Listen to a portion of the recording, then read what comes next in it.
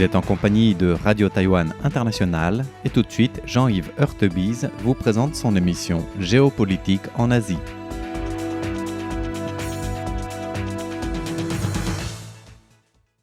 Chers auditeurs de Radio Taïwan International, bonjour pour ce nouveau podcast de notre émission Géopolitique en Asie.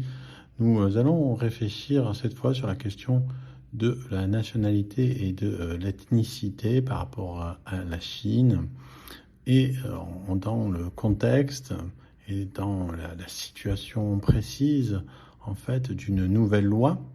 qui a été commencée à être édifiée, soumise en 2025 et qui est entrée en vigueur le 1er juillet 2026.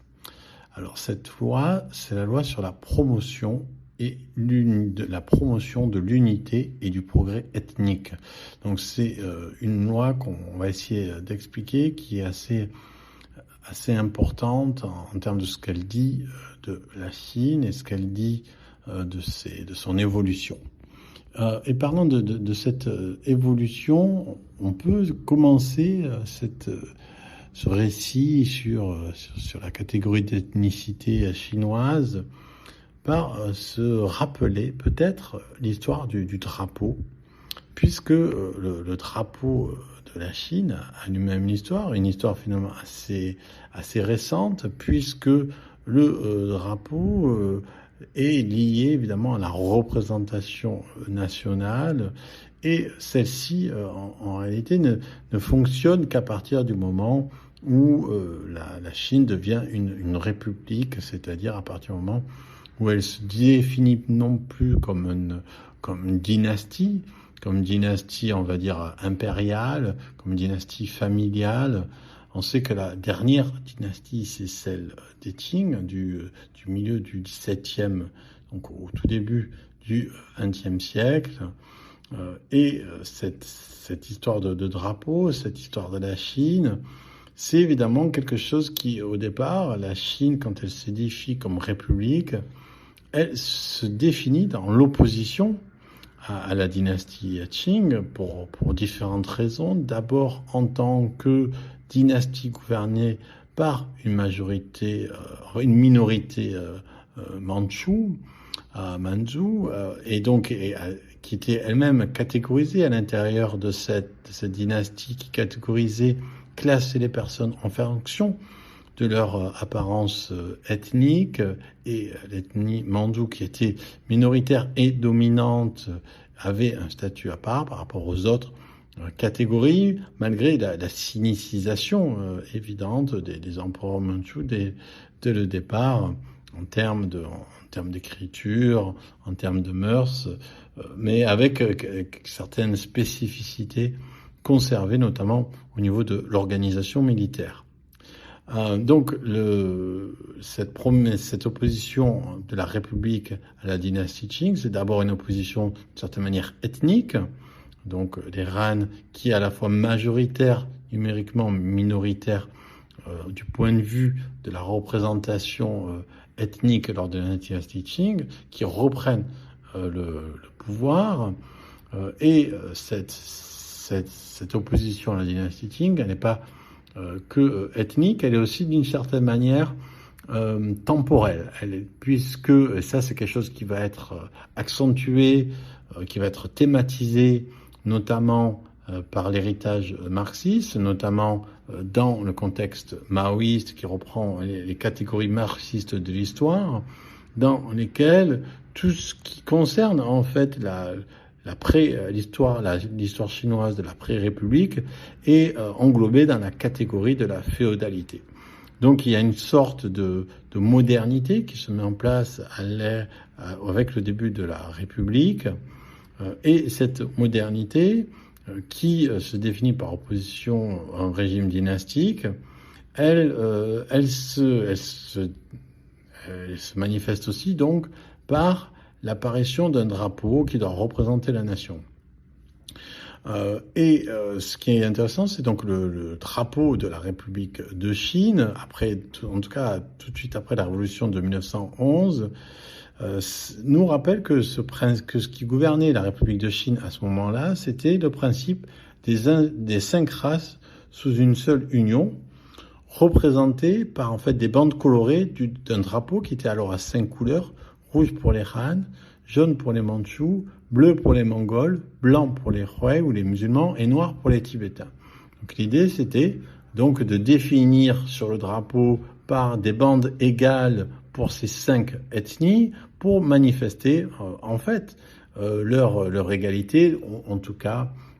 du point de vue de la représentation nationale idéale telle qu'elle a été repensée à partir de 1911 par la Nouvelle République de Chine.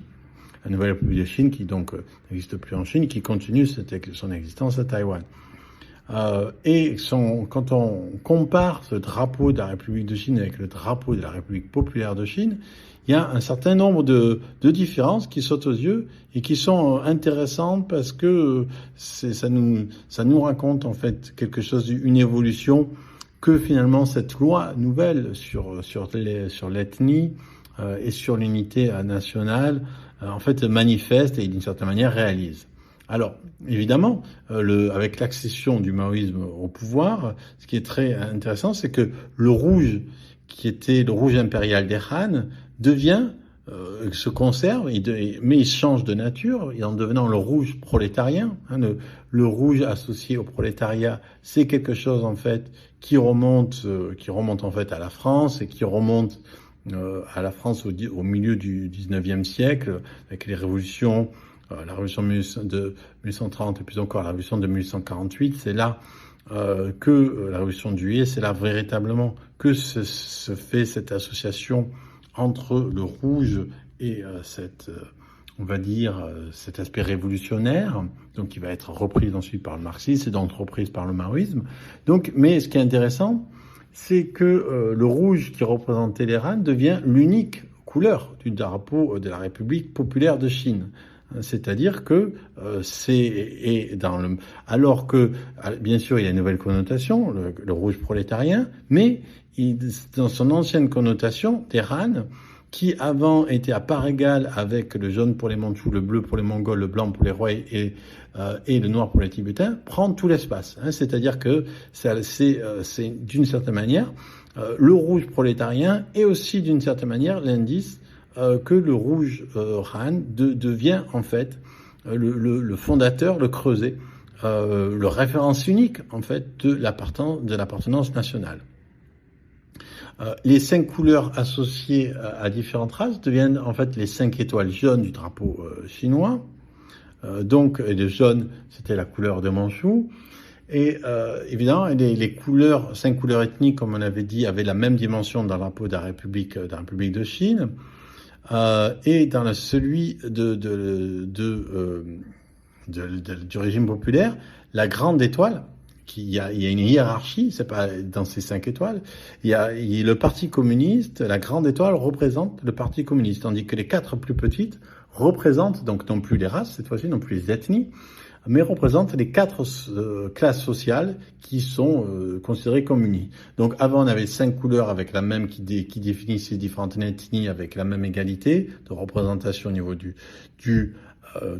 drapeau. Maintenant une seule couleur qui représente l'ensemble de la nation avec 5 étoiles, dont une qui est la plus grande que toutes les autres, avec une hiérarchie nette. 7 étoiles, c'est celle du Parti communiste, et les 4 et les autres sont les différentes les classes sociales, la classe ouvrière, la paysannerie, la petite bourgeoisie et la bourgeoisie nationale patriotique. C'est important, nationale patriotique, parce que sinon, la bourgeoisie va être liée aux forces contre-révolutionnaires si elle n'est pas patriotique.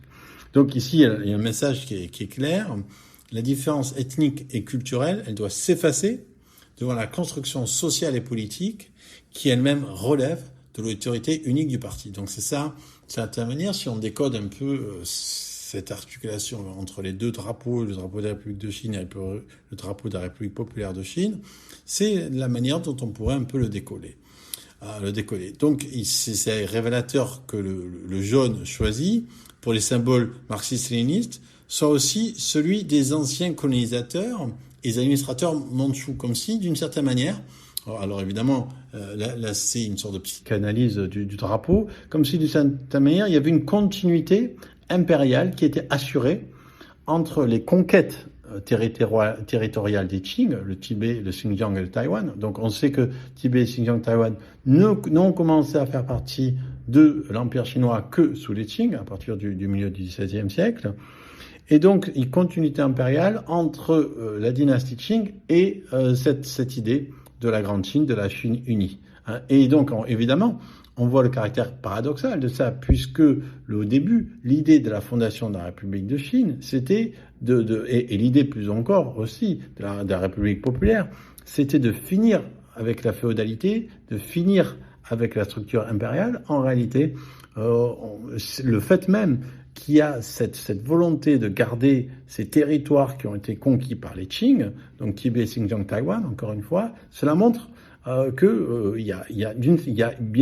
a non pas une rupture avec cette féodalité impérialiste, mais une continuité qui est assumée à travers le Parti communiste chinois, la Grande Étoile, et sous la barrière unique de l'ethnie Han, le rouge, qui est aussi évidemment le rouge révolutionnaire. Cette perspective ethnique,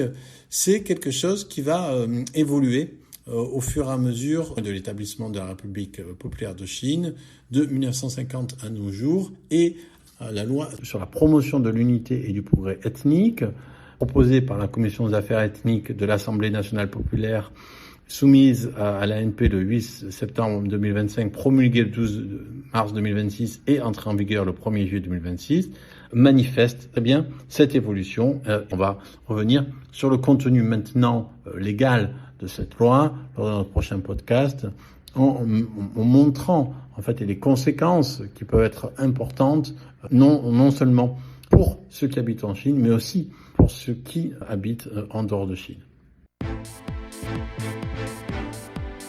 C'était Jean-Yves Heurtebise dans son émission Géopolitique en Asie pour RTI.